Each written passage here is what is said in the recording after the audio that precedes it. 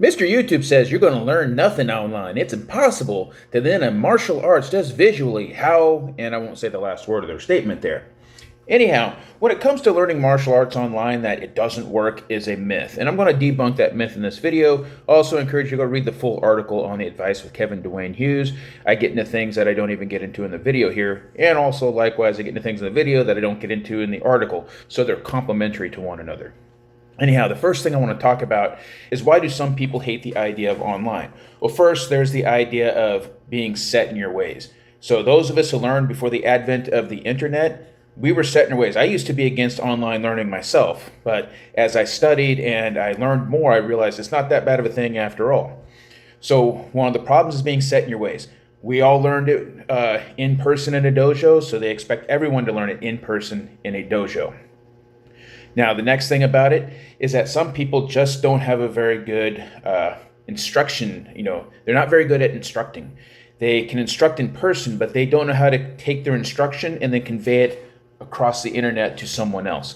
So they just need more training, is all they need, is how to go from in-classroom teaching to online teaching. The other problem is some students just aren't very good students. Now, in modern pedagogy, they will sit there and say that it's always the teacher's fault when a student doesn't learn, but that's not actually the truth. The student has to be willing to learn. The student has to be capable of learning. And in some instances, the student just isn't capable of learning online. In their case, they need in-person instruction. Another problem is you also got the people out there that they simply are just angry because they want to have students in their classrooms.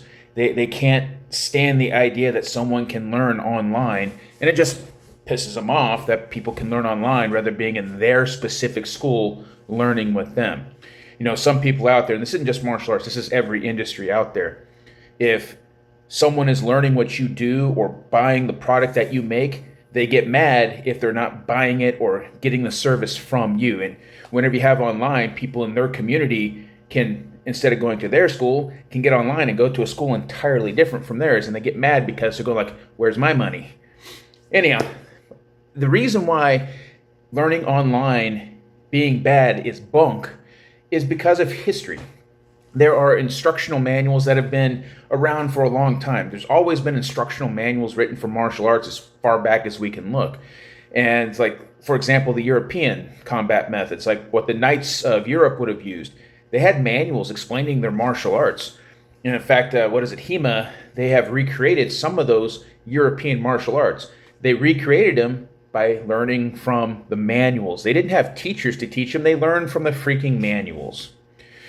Now, these manuals have always been essential. I mean, shoot, even the modern military, you're given manuals on how to understand combat philosophy, techniques, and stuff like that. I mean, manuals have been a part of martial arts since, basically the beginning.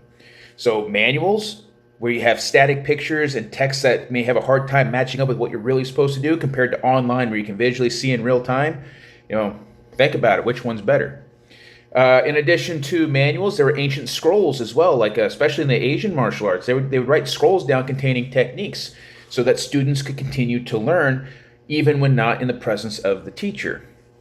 One important thing for these scrolls, especially like in the Asian martial arts, is if your instructor passed away before you completed your training, you could have the scrolls to help you continue learning after your teacher passed away. Another thing going on here is when you consider these scrolls, and that's something that has been done for a long time, when you sit there and you look at modern video technology, I could sit there and look at the instructor right up like as if I'm standing right next to the instructor. So you get these dojo or dojang or whatever training school that have like 100 some odd students in it, and you're a student way in the freaking back. You may have a hard time seeing the instructor way up front, but with online, every student is right next to the instructor, able to see exactly what the instructor is doing. Also, you have the ability to take recordings of the lives or just a video segment that wasn't part of a live, and the student can take that video, they can zoom in on it, they can also slow down the frame rate so they can go frame by frame to see exactly how the instructor is moving. So the idea that online lessons is bunk is just bunk itself.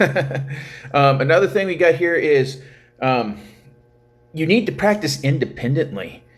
if you only train in your martial arts school and you only train when the instructor is there and you don't train outside of those time frames, you're going to stink at martial arts. You'll never get any good at it. No matter how much you think you are, you're never actually going to get good at it. For every hour you spend in the dojo, you need to spend 4 or even more hours outside of the dojo practicing. You can't just sit there and go, well, just dojo time, that's it, and you're done. No, you have to practice outside of the dojo, which means, like, when I was learning before I got my black belt, it was take notes every class. In fact, it was required that we bring a notebook with us. And every now and then, like at our test, the instructor would want to see our notebooks to go, okay, here's your notes. You've been taking good notes.